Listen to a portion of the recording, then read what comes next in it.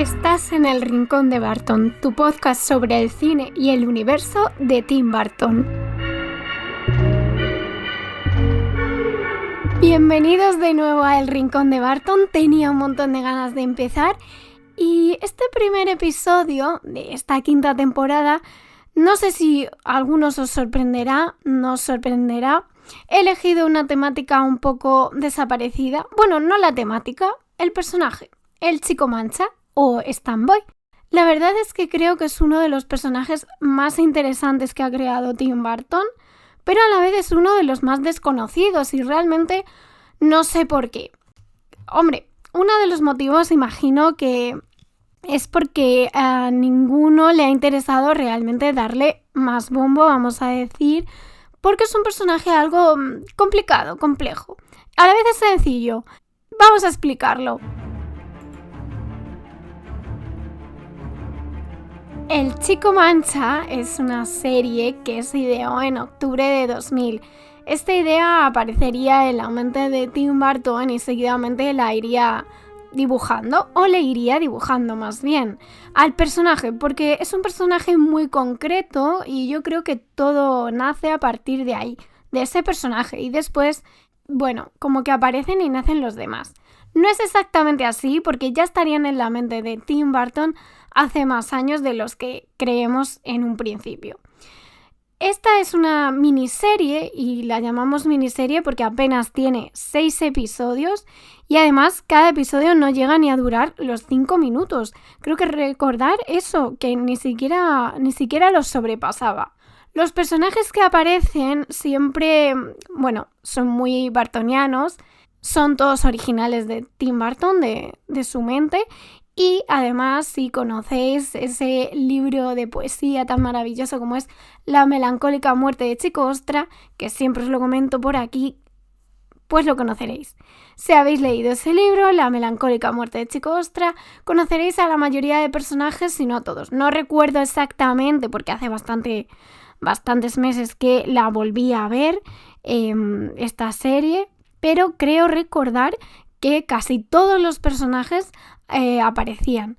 Hay uno también muy concreto que es la figura del jefe de comisaría, que ese sí que no aparece en el libro, pero los demás pequeños personajes sí que van apareciendo. En quizás alguna versión un poco diferente, pero todos aparecen ahí. Estos personajes o estas series ya estaban escritas, como decimos, y bueno, fueron escritos y dibujados por Tim Burton, aparte dirigidos por él, obviamente, para esta serie, pero la compañía llamada Monica Flint's Studio fue la encargada de utilizar los dibujos que tenía Tim en formato de acuarela. Es decir, esta serie, si la revisáis, que por cierto se puede ver completa en YouTube, si a día de hoy no la han quitado, por ahí hay alguna versión, no es de muy buena calidad realmente, ¿vale? Porque, bueno, en España al menos simplemente se puso en... ¿cómo se llamaba esta cadena? Es que era muy antigua. En Canal Plus, creo que sí, en Canal Plus se revisó y si no recuerdo mal, no me falla la memoria, fue donde yo revisé todos estos episodios. En Latinoamérica no sé ni siquiera si se ha emitido, imagino que sí. Obviamente entiendo que con otro doblaje diferente, pero bueno, ahí están. Como decía, la compañía Monica Flint's Studio fue la encargada de dar vida a estos dibujos que tenía Tim Burton, porque estos dibujos estaban dibujados en acuarela, que os digo, si habéis ido a Tim Burton el laberinto, si lo habéis visitado, algunos habréis podido, obviamente, si vivís en España o en Madrid, y los que no, pues bueno, algunas fotos hay por ahí y en internet ya sabéis que muchas veces los dibujos de Tim Burton están, alguna vez he compartido alguno, y muchas veces, aparte de utilizar otros materiales, suele dibujar en acuarelas, que yo creo que son mis dibujos favoritos porque le dan una vida y una intensidad y un color muy especial. Entonces, estos dibujos, esta serie estaba diseñada en acuarela y simplemente fue la empresa encargada de dar vida a esos dibujos. Por eso también muchas veces vemos la serie con una perspectiva diferente, porque es mucho más sencilla, mucho más minimalista, pero a la vez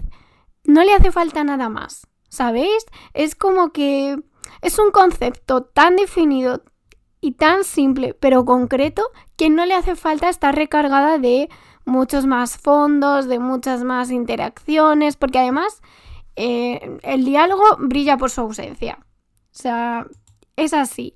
Apenas hay diálogo, es muy, muy escueto. A veces yo creo que son un par de palabras y yo creo que quien más diálogo tiene en este caso es el personaje del jefe de la comisaría, porque el resto pues es poco comunicativo. Otro de los símbolos, señales, distinciones que podemos ver en los personajes obviamente creados por Tim Burton, ya no solamente porque es una parte que a él también le cuesta personalmente, yo creo, ¿no? Como la de comunicarse a través de las palabras, del lenguaje hablado, que no significa que no te comuniques de otra manera, ojo, cuidado. Y ese es uno de los aspectos que comparte con estos personajes.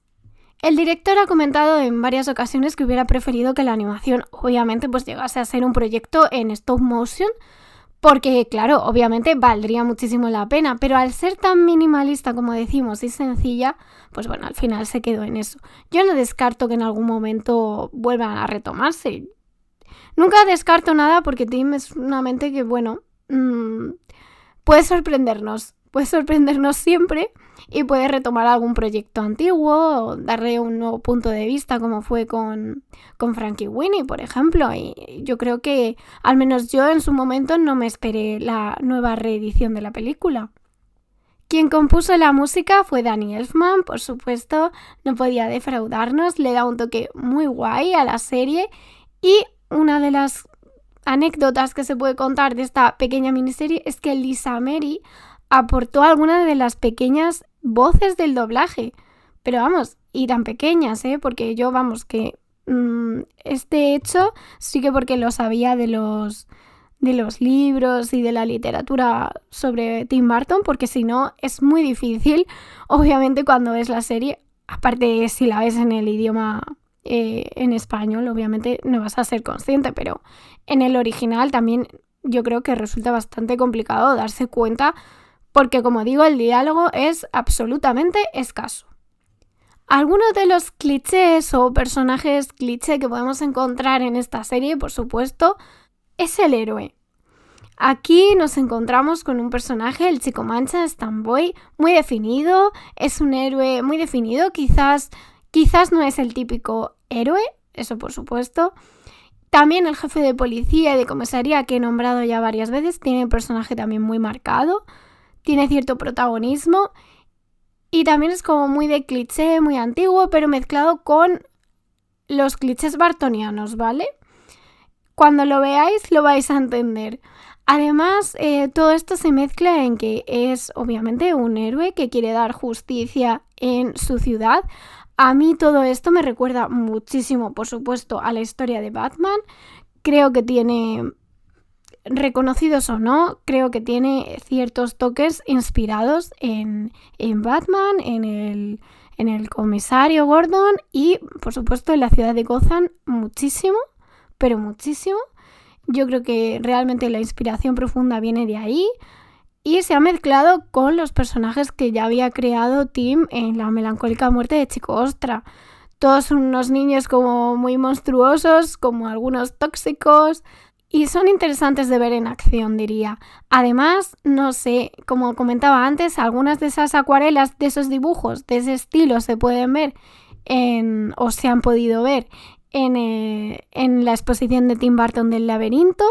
Y, por supuesto, se han visto no solo los dibujos y las acuarelas, sino que había una sala dedicada a los pequeños monstruitos de La melancólica muerte. Es una sala que pasa, creo, muy desapercibida por la gente, pero de verdad cuando ves las esculturas es impresionante. A mí me impresionó muchísimo y son muy bonitas, están muy cuidadas, pero ya hablaremos de esto más adelante. Seguramente en el último episodio de esta temporada del podcast dedicaremos mucho más tiempo a hablar sobre la exposición, así que no te lo pierdas, estate atento. Además de este símbolo del héroe salvador, pues obviamente otro de los símbolos que podemos entender y que podemos ver claramente es el símbolo de los padres que se desentienden de los hijos, de los padres que se llevan mal con sus hijos, que no les comprenden, que no les entienden y obviamente, como siempre decimos, esto es algo muy personal, pero que creo que hace realmente gran referencia a la historia personal del director de Tim Burton con sus padres, que como ya sabéis tenían una relación bastante complicada. Esto ha sido todo por el momento, espero que os haya gustado, que tengáis muchas ganas de seguir escuchando esta temporada como yo tengo de hacerla. Ya sabéis que podéis seguir a El Rincón de Barton en iVoox, en YouTube y en Twitter.